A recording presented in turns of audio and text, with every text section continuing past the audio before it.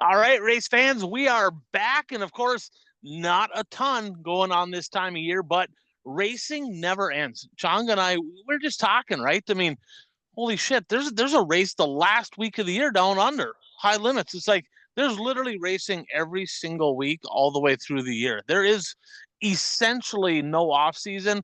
So if you have a major racing addiction, hey, this is your time to be alive. I mean, it just never ends ever, right? So episode 285, as always, Ryan Aho, your host and former right-hand man here. We got multi-time national champion, crew chief, track champion up at the Proctor Speedway. Of course, we got Changa in the house. Changa, how the hell you doing this week? Doing good. Yourself? Doing good. I want to give everybody an update. Did talk to Bert's buddy over there, and surgery went good. Triple bypass surgery for Bert on Monday. That's a tough one. He ain't very old, right? So he's pretty nervous about that. Sounds like the surgery went good. I got to be honest. I'm really hoping he does not watch football this weekend because nothing is more dangerous than a team with nothing to lose. So I'm hoping like crazy that my Vikings can kick the dog shit out of his Packers. And if he watches that happen, he might need another surgery. So Bert, just don't watch football this week. All right, just stay away from that. So with that said, this show brought to you by Impact Health Sharing. So it's that time of year, open enrollment. If you are somebody that pays for your own health insurance, single person, a couple, family, small business owner, maybe you got employees, and you're looking every single month and you're like, man, I just pay way too much money. My deductibles are high. Maybe you're stuck going to a specific doctor. They're in network. I might have a great solution for you. It's called Impact Health Sharing. And you're looking right at family cost on this. So if you have a family, you can pretty much figure that you're going to be between $600, $650 a month for your health insurance costs. So that is way cheaper than traditional health insurance. And you can go to any provider. Deductibles are very affordable. A lot of great perks that come along with that. So if you're looking to save money on health insurance, get a hold of me. My number, 218-969-1380, or hit me up on Messenger, text me, call me, whatever you got to do. I'll get you a quick, no obligation quote.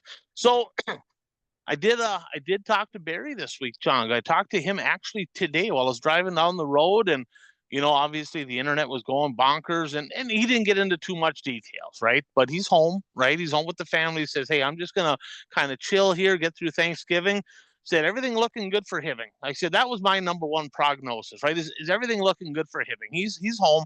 He says all systems are go. We talked to the city, all systems are go, and so nothing to really worry about up there. Banquet up there, January 3rd in Chisholm over at the Discovery Center. Planning on going up there. Changa's kind of planning, as long as hockey cooperates. We're going to go interview some racers up there, kind of have fun, kind of our old stomping grounds. And then the big one I'm looking forward to here, we got Fastlane Motorsports shirt on, right? The Fastlane Superstock Series, Friday, July 10th of next year. Superstock racers, fans, you mark your calendars. Tardy Memorial coming at you. 67 to win. Lots of details coming. It's going to be great pay all the way through. Myself, some members of the Tardy family and their friends are spearheading this deal. So we're raising the money. The money is going to be paid cash on that night. So we are taking care of that. So it's going to be a great deal. Get that one on your calendars. So speaking of that, before we jump into racing from this weekend, while we're on Fastlane here, what a quick shout out to the boys up in Ashland, Fastlane Motorsports and Powder Coating. They are the best sponsor. They got a lot of sponsors for that series, Changa, but they are the number one sponsor of the series. Chris and the gang build the Galloper chassis. They do a lot there, custom fabricating, sandblasting, powder coating, service a lot of racetracks. They can get any racing part you need. It's that time of year, right? If you're looking to get parts and all that for 2026, get a hold of Chris up there in Ashland at Fastlane Motorsports and Powder Coating for all your racing needs. So let's start with some WISSOTA stuff, right? And I got to give them just a little bit of a dig. It's a WISSOTA-centric show, but, okay, Changa, IMCA proved yet again why they are 10 steps ahead and the superior brand to WISSOTA. It pains me to say that. I'm a WISSOTA guy. I want WISSOTA to be better. It's just not. It's just not. They're always the last of the party on everything. It's just maddening, right? They had the meeting here, Chongo, what, a couple weeks back? Yep. Where are the rule updates? What are they doing? Like, you're telling me with the handful of rule updates they had that they couldn't throw together a quick little document, bam, shared on social media, get it out to the builders and drivers and be like, hey, here's the changes? Why? What are they doing? Why is it taking them so long? Why can't this be literally an overnight or a couple day process, right? The meetings were on a Friday and Saturday, or Thursday, Friday, Saturday, whatever they were. By Monday, Tuesday of that next week, they should have already had this shit out. What are they doing? IMCAs are out. They're out, Yeah, right? They're out. absolutely. And one thing I noticed, right? So I'm looking at the rules, and my buddy Nick actually messaged me. He goes, "What do you think of them rule changes for IMCA?" I'm like, got to be honest, I wasn't looking for it. So he pointed out, he's like, the first one he pointed out, I'm 50-50 on modifieds. They got rid of the brake floater, and a lot of drivers there butthurt about that. And IMCA, they're like, what are you doing? Like, why are you just randomly getting rid of this deal? And I get it. I mean, I quite honestly, I could give or take. I could care less if they have a brake floater. Their point is like, why are we just getting rid of it altogether? I don't know what the rhyme or reason for it is, but I will tell you this, that by about May or June of next year, ain't nobody going to give a shit. They'll by then they'll have figured their stuff out. They'll learn to race without it. Ain't going to be a big deal. But here's the big one. Here's the big one. We've been saying this, Changa, no more deck height measurements in late models, modifieds, and sport mods in IMCA. Stock cars, they still have a deck height measurement. Okay. Those three classes went to the group rule. Your initial thoughts when you heard about this, and then I have a few comments here. I guess my initial thought was, well, I kind of figured everybody would follow suit as soon as the national touring, series started doing it. I figured that would be the logical thing to just kind of follow suit. So is it fair to say that IMCA has significantly more tracks throughout the country than WISSOTA? Oh, absolutely. I mean, I don't know exactly how many, but I would say probably 5, 6, 10 times as many. It's not close. I mean, they're coast to coast, border to border, right? They are all over the country. There is IMCA tracks everywhere, right? Well, when I talked to some representatives of WISSOTA over the past year, the number one reason they said why they're not going to a droop rule is, well, these promoters said that they don't have flat areas to measure to do it properly. What are they going to do? I mean, these tracks don't have flat areas. I mean, these poor promoters. I mean, Changa, The scale area's got to be flat, right? they're measuring deck height already, and I get it. You do need to have a flat surface, right? Well, holy shit, that's the difference. When you got a bunch of promoters that are weighing in on this deal, and the board is making their decisions based on 50 promoters saying we can't do it, and some of them are for it, by the way. Not all of them are against it. Nothing happens. IMCA, one person makes a decision. Sometimes them decisions maybe aren't the best. Here, I think it is, right? Brett Root says, look, this is how it's going to be. You're an IMCA track. Guess what? We're doing the droop rule. If you don't like it, that's just too bad. That's how we're going to measure it. It makes no sense, none whatsoever, to have a deck height rule. Okay. Race cars do not go around the racetrack at ride height. It does not happen. You're low on fuel. You had too many cautions. Bam, you're too high. You made an adjustment. Bam, you're too high. Guess what? With the droop rule, you jack that baby up when you slide a 40 thousandths piece of aluminum underneath the left rear tire. At that point, it's got to be a certain measurement. It takes all those variables out of the equation. That is the proper way to do it. If you're going to have a height back there, that is how you do it. If IMCA feels like they can do it with all of their tracks, there's no reason that WISSOTA can't do the same thing. It is maddening to me that they are just stuck on this. Well, we just can't do it. We just can't do it. Now, Changa, people, right, that have been in the building trades for forever, right? Concrete, doing all that. Every single racetrack, everywhere, there's somebody in the area that pours concrete. Is that fair?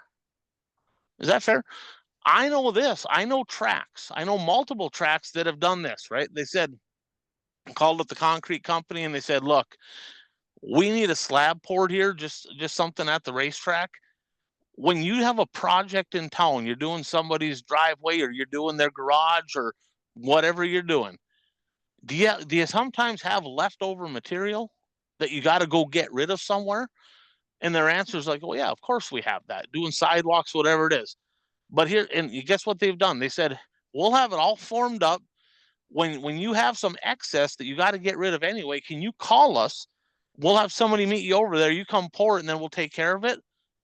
I'd be willing to bet that about every single one of them can make that happen. So this whole excuse of, well, we don't have a flat surface to measure it. What are we talking about? It's 2025. It's not 1960. What are we doing? Hats off, right, to IMCA for understanding that, hey, we got to get this right. This deck height deal. I mean, Shane Sobraski loses out on a, I'm not going to say he was going to win the challenge series because Moss had a really good run there at the end. Probably better than Shane did over the last few races anyway. But he lost the point lead because of a deck height. Well, guess what? At the time, that was the rule. It is what it is, right? But it's maddening. It's so stupid. You're disqualifying somebody over something that doesn't even matter. Changa, you know enough about suspensions that let's say that I'll just use a number. Let's say you're 40 inches at deck at ride height, okay? Is it fair to say that if I'm 39 inches at ride height, that I could still end up higher than you at full droop if I have more extension in the left rear and things set up properly, the more drop in the chain? Mm-hmm. So them DQing drivers that literally are too high at deck height, I'd be curious how many of those drivers are not even the highest car on the racetrack at full droop. The rule's stupid. Super happy to see IMCA get it right. Hopefully WISSOTA can follow suit. It needs to happen. So with that said, let's jump on to some races that happened over this past week. But first, shout out here to our buddy Brad Parsons, Soil and Egg Solution. If you're over in Western Minnesota, the Dakotas, you're in farming, you want to make more money, guess what? You need to have the right stuff in those spray packages, right? Well, you can't control prices. Unfortunately, if you're in farming, you understand that sometimes you get your ass whooped on the prices side of things, right? You can control what you put in those spray packages to get better yields. Why not give Brad a call and learn about the products that are proven that he has and see if it's something that you can add to your equation for 2026? Give Brad a call, 320-219-3542. Again, 320-219-3542. That's Brad Parson, Soil and Egg Solutions. So Changa, your boy causing a little trouble. Not making a lot of friends here this past weekend. Peach State Classic, Castrol Flow Racing Night in America, final weekend of the year, Sonoya Speedway down in Sonoy, Georgia. Give us a recap. You know, what happened over the couple nights Well, of racing down there? I think the excitement started Friday night, right? I mean, there was some, I guess, big happenings in that race. I guess JD starts on the front row. Bobby's going into the night 48 points behind, starting 20th. So we get, I don't know, what were we, halfway through the race, and a couple of back markers spin out. Well, Bobby was ahead, right? Yeah, Bobby was a Yeah, 48 Bobby was point ahead. lead, 40, but 40, starting, yeah. starting. Starting deep. So we get halfway through the race, and JD's got a relatively, I wouldn't say huge lead, but a comfortable lead over T-Mac at the time. A couple of back markers spin out. It was Mitchell and someone else, and JD has to spin to avoid them. Made a little bit of contact with one of them. Caution comes out. I'll be damned, they give him his spot back, right? I mean, that's not the rule. Anybody who makes contact in a or your wheels stop, you go to the back, right? Well, they give JD. I mean, he's considered a Georgia guy, and it's in Georgia. All right, so JD gets his lead back. Well, fast forward a little while later, we had some contact. I don't even remember who. Bronson. Oh yeah, so Pierce is doing kind of a high-low diamond move, and Bronson gets in hot and turns Pierce around. Pierce stays in the throttle, spins it all over the place, throws it in reverse, trying to keep the thing rolling. I mean, the argument can be said there's no way you can switch from forward to reverse and back to forward without your wheels stopping. I guess the car never quit moving, but there again, another questionable call where a guy typically maybe would get sent to the back. He doesn't get sent to the back, right? So, Turbo did. Turbo went to the back when uh, he got in uh, an altercation. He went to the back. so long story short, at the end of the night, JD wins. Bobby gets seventh. Point lead down to 27 after night one. JD wins. T Mac got second. Devin Moran got third in that race. So then we go to Saturday, and all same thing. Pierce starting 19th, JD on the front row again. JD's gone. Nobody's gonna touch him. Well, Bobby gets up to about he needs to get to seventh to clinch the championship. Well, he gets there, and there's a yellow. Next thing you know, he's gonna restart. He's in third. Right on the start, he probably inches ahead into second. They go into the corner, and he goes for the bottom. Overton goes for the bottom. They make contact. Pierce slides up the racetrack. Overton slides up the racetrack. They go around again. Overton cuts a right front tire, pounds the wall, gets hit by a few guys. Under caution, Pierce's left rear goes flat. He's in the hot pit. Well, then you got Overton playing his best Tony Stewart impersonation, whipping a helmet at him. I mean, that's a expensive helmet that he probably ruined there. And then, He then probably don't. He don't pay for it. Yeah, he no, don't man, pay no, for it. probably not. And then, while they're in the hot pit, so the 32 group, they're changing both rears. They're like, shit, now we still gotta find a way to get back up to seventh. And there's 20 laps left or 21 laps left, and we're going to the back, and they're scrambling there. And here comes Overton. He's in the window yelling and unhappy. Maybe even give him a little love tap in the helmet. And I don't know what the deal was. Pierce's crewman comes around and someone shoved him. Long story short, Bobby goes to the back. He was back where he needed to be to win the championship in no amount of laps. In fact, once he got to sixth, he just cruised it around. He probably easily could have got second with two fresh tires, but he's like, nah, I ain't pressing my luck anymore. Just gonna cruise around here, stay out of trouble, and seal up that. In his interview, he's like, I didn't really, he kind of more or less said, I didn't really want to push my luck anymore because the difference between first and second in the points is a brand new engine. I mean, so it's $55,000 difference. That'll buy me an engine. Right, right. So let's unpack some of this, right? So JD dominant. He flat out there wasn't an ounce of traction anywhere to be found on that racetrack. Be honest with you, to me, right? When I raced, loved dry slick, loved it when I raced. Hate watching it. It was like watching asphalt. To me, it was rather boring. With that said, Gustin went from 16th to second on night two. So there was passing to be had. It just wasn't overly exciting, right? But JD dominates both nights, comes up, 6 points short of winning the championship. Pierce did what he had to do to win the championship, right? But let's go back to night number one, right? Is it fair to say that Pierce and Davenport are two of the most marquee drivers in dirt late model racing? Absolutely. Possibly, when you're looking at people, those two sell a lot of tickets, right? It's important to the series that Bobby Pierce, Jonathan Davenport follow the series, right? Final race of the year. And let's face it, Ban and all them guys with that series they are big. Like, I love late model guys, and they don't want to hurt any feelings, and they don't want to make anybody mad, much less important people to them that they think are ticket sellers, right? Sure. Now, everybody knows I hate the no fault caution rule. I hate it. It does have benefits. You're gonna get rid of favorite. Well, bullshit. I guess I was gonna say you get rid of favoritism. Well, apparently not. Because there's favoritism here, right? In theory, if you don't have to make a call, you just put them all to the back. It's just easier on the racetrack. The officials are like, sorry, dude, you're all stopped. You go to the back. That's just the way it is. We don't make calls, right? Well, they made calls here. That is flat out making calls. They didn't even do a replay on the Davenport deal. They even said on the broadcast, well, there was no contact made, so technically, because there's no everybody all over the place is like, what are you talking about? They like screen grabbed it off of Flow and they're putting it up on the internet, and they're like, JD even mentioned it. He's like, yeah, we made some contact there. I was surprised it didn't go to the back. And it's like, wow, what are we doing? Right. And then, like you said, they're like, well, holy shit. They're battling for points. That's first and second in points. If you're not putting Jonathan Davenport to the back when he clearly stopped and clearly made contact, you sure as hell better not put Bobby Pierce to the back for the same deal. You can't do it, right?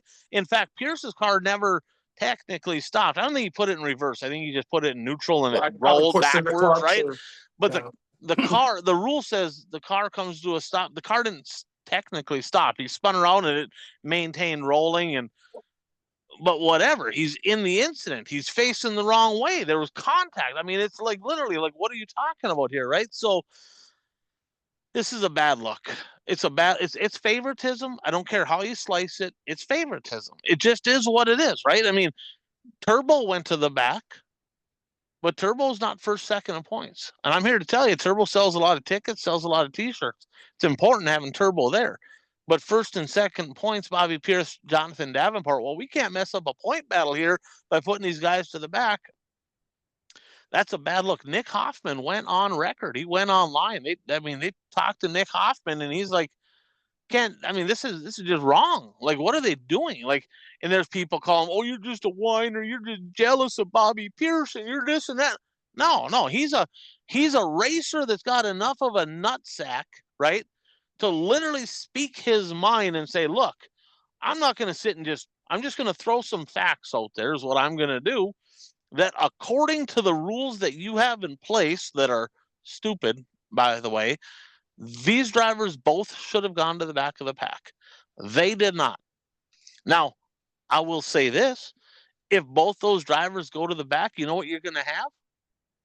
A A lot fucking more exciting, excitement. yeah, you're going to have an exciting race. That's what you're going to have.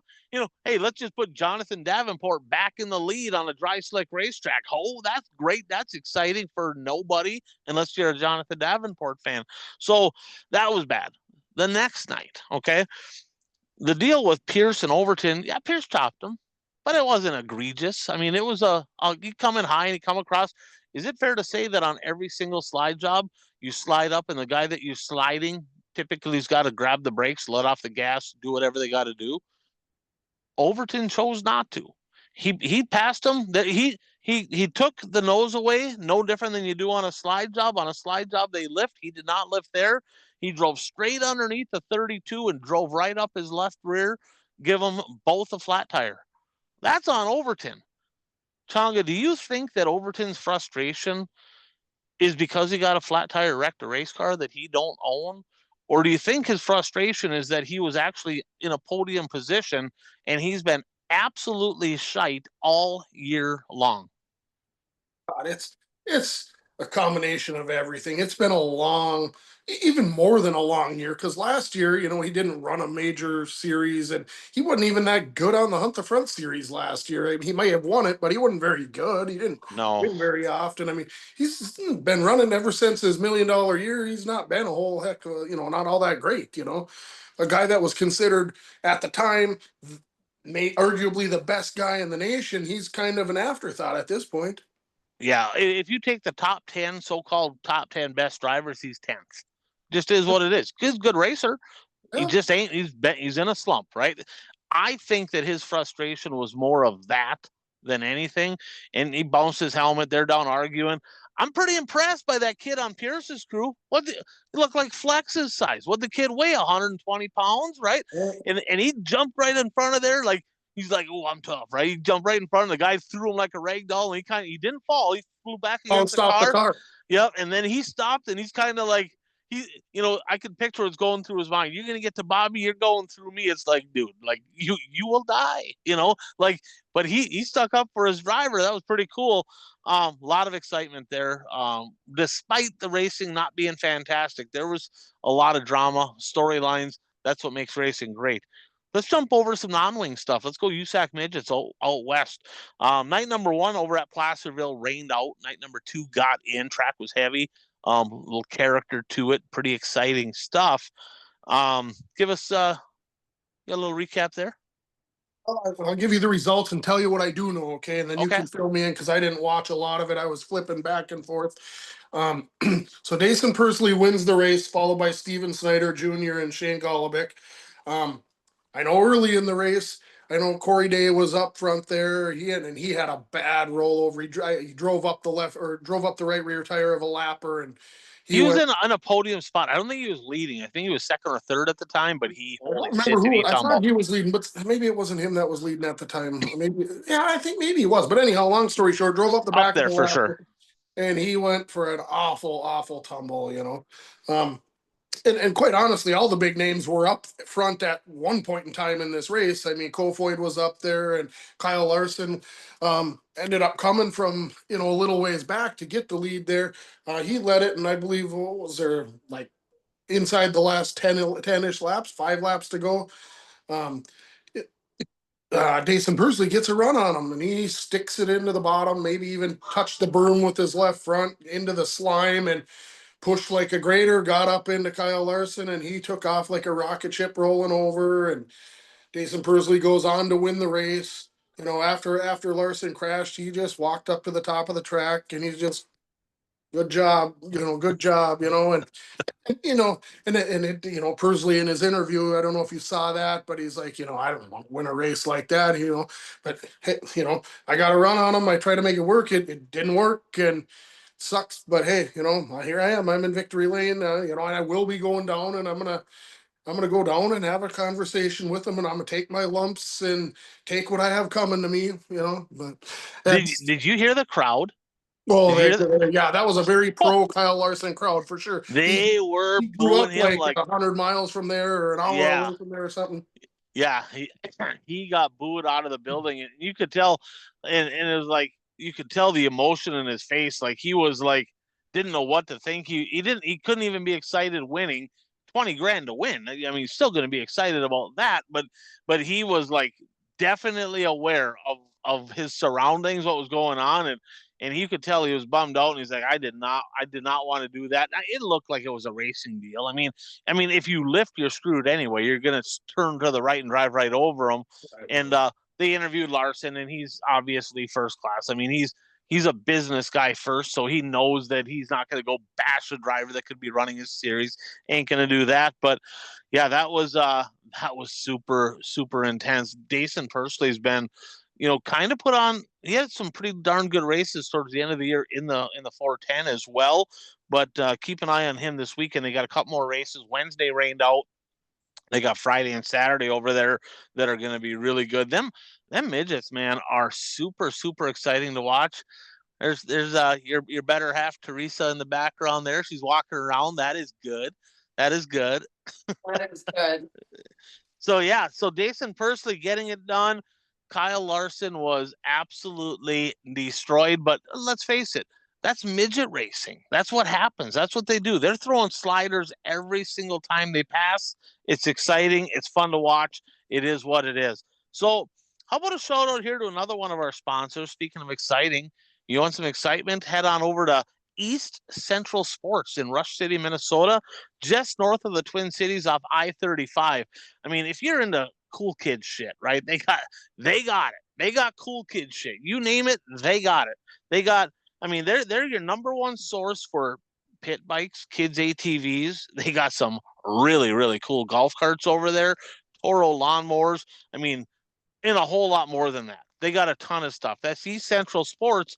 You can check them out online, eastcentralsports.com. Call them up, 320-358-1994. Talk to Mac and the gang. Let them know you heard about East Central Sports on the One to Go show. $100 off, on your next purchase. So great group of people over there. Mac sponsors a ton of things involved with racing. And I just want to say thanks to them guys. Check them out for sure. So another race that happened this past week. I caught the highlights. I jumped on Dirt. The inaugural Freddie Smith Memorial. So they had that over at Cherokee Speedway, Gaffney, South Carolina. And, our childhood, right? I mean, he was one of the legends back then, the old Double O. I remember he had some really, really sweet cars. The LA Gear car was cool. Bazooka car was cool. I had Freddie Smith shirts, and I saw that online. I actually ordered a shirt. Didn't come in yet. I ordered a shirt. I'm like, Freddie's inaugural Freddie Smith Memorial. I got to have that shirt. I mean, people are going to say, did you go? I did not go. I was hoping to go, right? But I did not go. Now I'm actually down somewhat in the area, but I wasn't last week. But Fergie time down there in Gaffney, South Carolina. So $15,000 payday. Nothing overly dramatic at the race. I mean, it was just kind of not. I didn't see anything that really stuck out. But he got first. Ross Bales second. The little head knocker Trent Ivy got third. Jeremy Steele fourth, and then Joseph Joyner rounding out the top five. So just wanted to give a shout out there, Freddie Smith. If you're an old school dirt late model guy, I mean, he's on the top of the list. The old Southern gentleman himself. You probably saw him race a time or two, didn't you? Oh, I've seen him race several times. I've got a shirt or two. Absolutely. So, a little bit of news. One of the a new driver getting into the Lucas Oil Dirt Late Model Series, battling for Rookie of the Year honors, getting a new ride. Changa, what's going on there?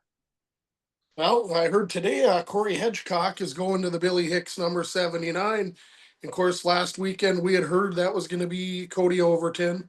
And things obviously changed there. And sounds like maybe Cody got an opportunity to lease his old equipment from his other owner, car owner, and potentially backed out of that Hicks deal. And Hicks wasn't in the market to find someone else very long. And I had heard all along, from Hitchcock. In fact, he had put out, I don't know if it was on a podcast or something here just recently, talking about, yeah, I don't have any interest in doing the touring deal. Well, looks like he's signed up to do the touring deal with the Lucas boys. So good Not luck to on his him. own dime, anyway. Not No, on no. his own dime. Well, fair enough. And it sounds like he'll still be running the family-owned car, for select races when they're off, when they're not running Lucas races. But good, I think he's a pretty solid driver. At least he can, someone that could run up front when things are going good. So, it'll be interesting to see him how he progresses on a full touring year.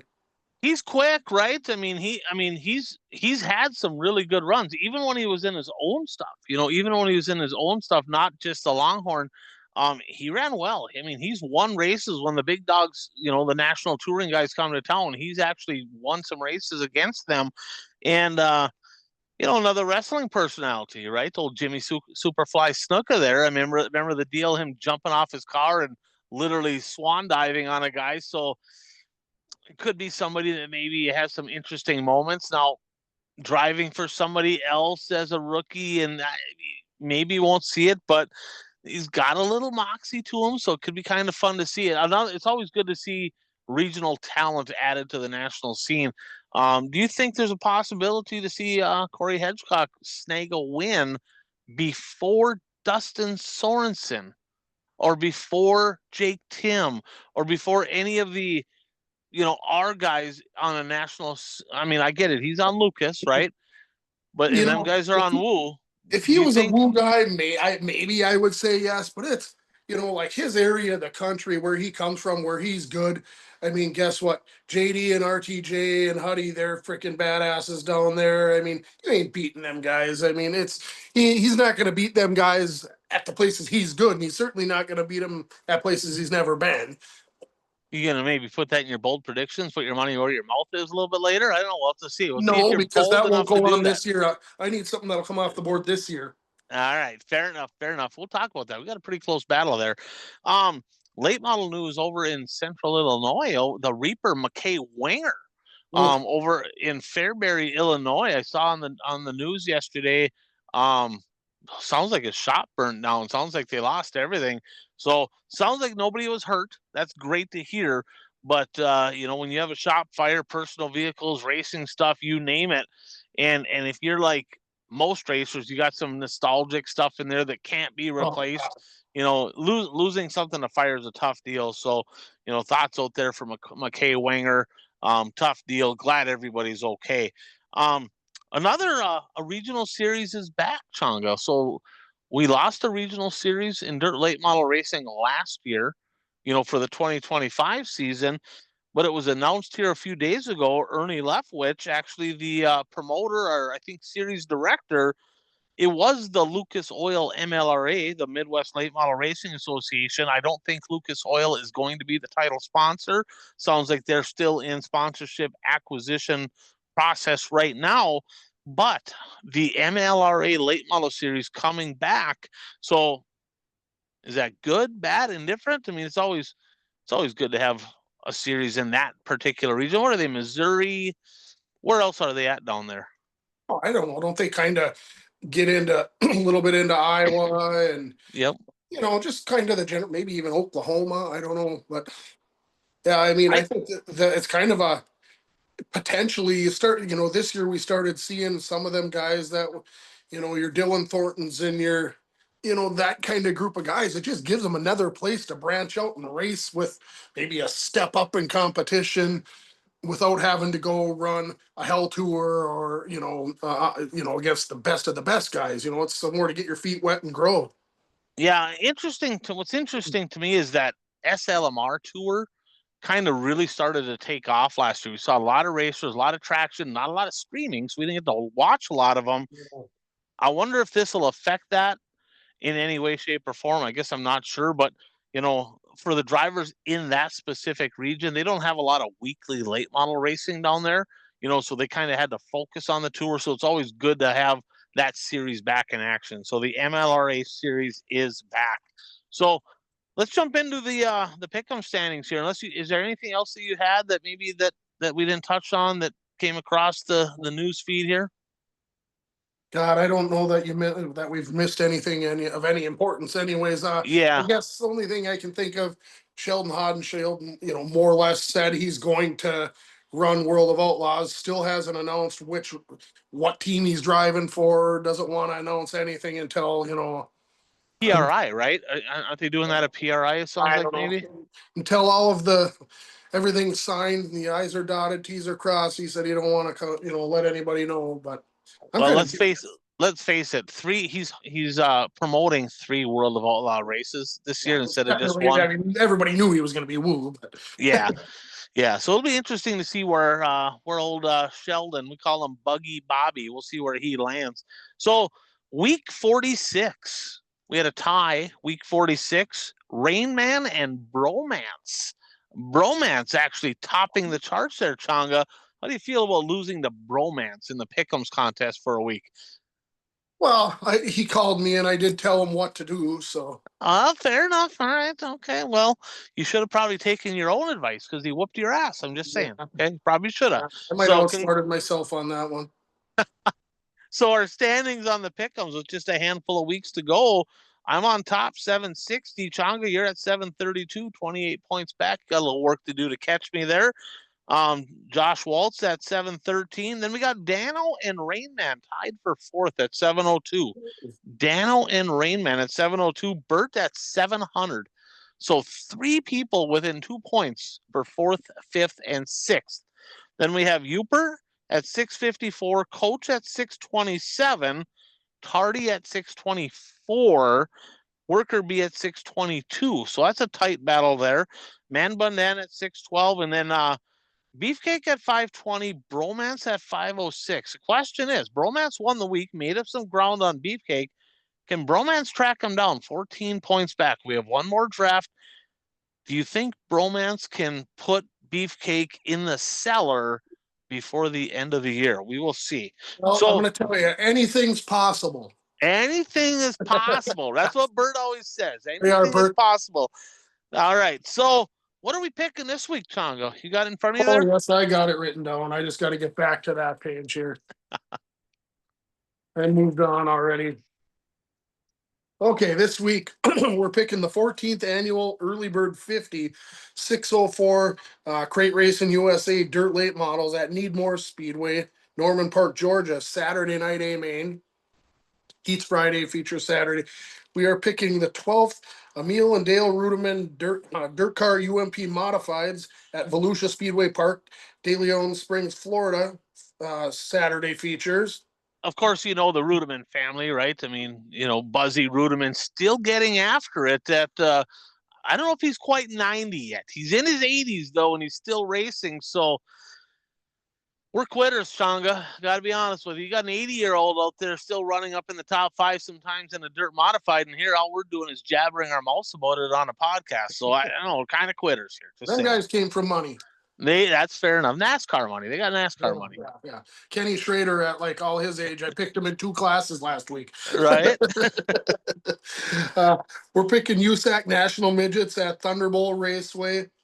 What's it? Visaria? I can't read my own writing. Merced on No, Saturday. no, Thunderbolt Raceway in California on Friday, Merced Speedway in California, in Merced, California on Saturday. And then we're picking the Georgia State race, Charlie Mize Memorial, Carolina Clash late models at Livonia Speedway in Livonia, Georgia on Sunday. Yeah, Ben Watkins, pretty sizable lead. Final night of the season there for the Carolina Clash Dirt Late Model Series. Last week, that was a Carolina Clash race over in Cherokee there for the Freddie Smith. So let's jump into our bold predictions for the week. So we had a few come off the board. Of course, Bert on a hiatus. He's getting healed up. Glad to see he's on the mend here. But we had a few come off the board. So we'll start with me here. So I had a couple come off the board. I said Young Money. Kyle Larson would podium both nights at Placerville this past weekend. Well, one night rained out, so obviously that didn't count. And he was winning, right? And he got wrecked. So I'm going to go ahead and I'm going to count that as a yes because he would have won. All right, I'm kidding. I'm not going to count that. He definitely did not finish and he was not happy about it. So I got that one wrong. Then I said Air Force Aston Winger would have at least one podium at Sonoy this past weekend. He might have done that in an X-Main. Yeah, DNQ on the first night didn't even make the show at his home track. 13th on night 2. That was also incorrect. Changa, you had 2 come off the board as well. You said old Superman Jonathan Davenport would win the Castrol Flow Racing Night in America points. Close, but no cigar. That was a no. And then you said a non-top 15 USAC National Midget Tour driver, not non-top 15 in points, would win at least one at Placerville. Dason Pursley was inside the top 15 going in. Yep. And you did not get you on that. That's a lie. Yeah, he's like 200 or 300 points ahead of 16th. So he was definitely in the mix there. So he was in the top 15 and he got her done. Uper, though, 3 for 3 for the bunt master, Mr. Tap It In, low-lying fruit, whatever you want to call him. He said Jonathan Davenport would podium both nights and win at least one at Sonoya. It's not really a bunt, I suppose. Oh. That was a good pick. He got that right. He won both. He also said that the smooth operator Bobby Pierce would not finish on the podium either night. Not so bold there either. He's a point leader going in. You'd think he should have got that right. And then he said that Hudson O'Neill, who had a pretty big deficit there to RTJ, he was 4th. He said he would get 3rd in the points. RTJ got 22nd on night 1 and 5th on night 2. Huddy got 6th on night 1, 3rd on night 2, and took over 3rd in points. 3 for 3 there for Uper. So we keep track of correct predictions and correct percentage on predictions. And looking at this here across the board, okay, on top, correct predictions. Any guesses who's leading, Changa? Not me. Are you sure? I would have to think frickin' Buntmaster 2000 pass us all. We're tied. Me, you, and Uper all tied at 33 money. Buntmaster 3000 is his new name. Buntmaster. I got to be honest, them weren't really bunts. They were. I don't know. I honestly thought the Larson podium both night was a bunt, and that didn't work out very good for me. So I don't know. So we're tied 33, 33, 33, and Bert is not at 33. Let's just put it that way. Correct percentage. Bert at 31.8%. Uper at 37.5%. Changa at 39.8%. And the old 71A at 40.7 there, Chongo. Slight edge over you. So we got a battle. There's a month and a half to go. It's pretty darn close here I need in to figure both out some punts. categories. I'm gonna bunt on all three of mine right now. That's what I'm gonna do. I'm gonna bunt.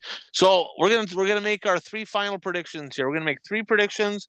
We're gonna start with you want well, you just go first. We'll go you, and then I got Youpers, and then I got want to my. go first.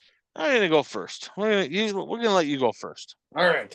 So my first bold prediction is after this weekend in USAC midgets, there will be a new point leader. After this week in USAC midgets are being okay. What is the current standings right now? I think Cannon McIntosh has been the point leader for months. Okay. And it's shrinking, and I think he's got like a 2-point lead coming into the weekend. Really? Really? Any idea over who? I We gotta want to look say that up. Grant, maybe. Over Justin Grant? I Okay. could be wrong on that, but I believe that's who it is. All right. So we'll look at that to confirm after, but there will be a new point leader after the completion of the next two events after Saturday night. Okay. Uper is going to also go USAC National Midgets. There's two races this week. Wednesday rained out. Both races will be won by one of these two drivers. Dason Pursley and Kyle Larson will account for both wins. Okay. Okay. I'm gonna go Volusia to the Rudiman Memorial over there. Last year they had right around 50 cars. Some heavy hitters going down there. I know Nicely's going. I think Troutman's going. Dotson's gonna be there. Strickler. I'm just gonna go with this right here. Both Kyle Strickler and Ethan Dotson will finish in the top 5 on Saturday. Both of those two top 5 on Saturday. All right, Tonga, your second one.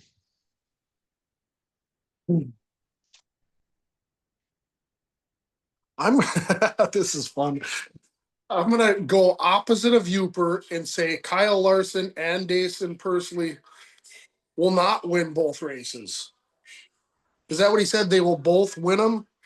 Yep. So does that mean each one of them has to win one? Or one of them two guys would win? Well, he said that Larson or Pursley will be the only winners this weekend in the USAC. Well, I'm going to say that Larson and Pursley are not the only winners. Someone else will win.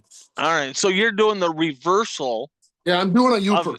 You're reversing Uper. He likes when you do that. He's a big fan. That's he why loves I did that. It. That's 100% why I did it.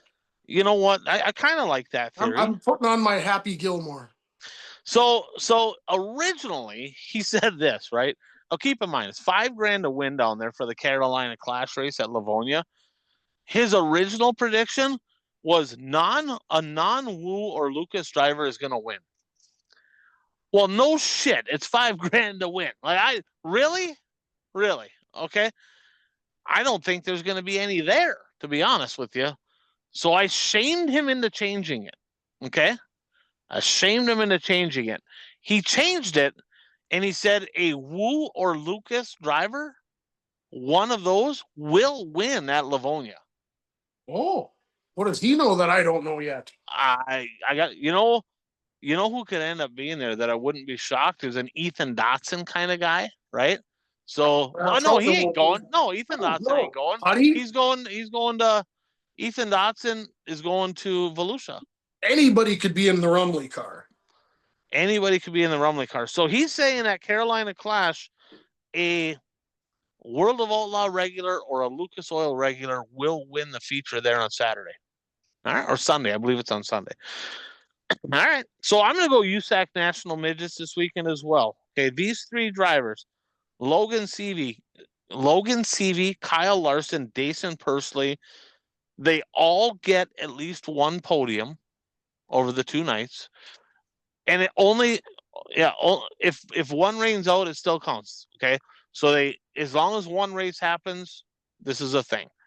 I'm not going to lay down that big of a bunt. So if one rains out, this still counts. So CV, Larson, Pursley all get at least one podium out of the two nights and account for at least one win. So a little parlay action there. So all three of those drivers get at least one podium and they account for at least one win. We got Justin Grant in the house. We got Macedo in the house. We got Corey Day in the house. We got Cannonball McIntosh. I'm just saying, not as Kofoid big gonna of a be there? bunt. Huh?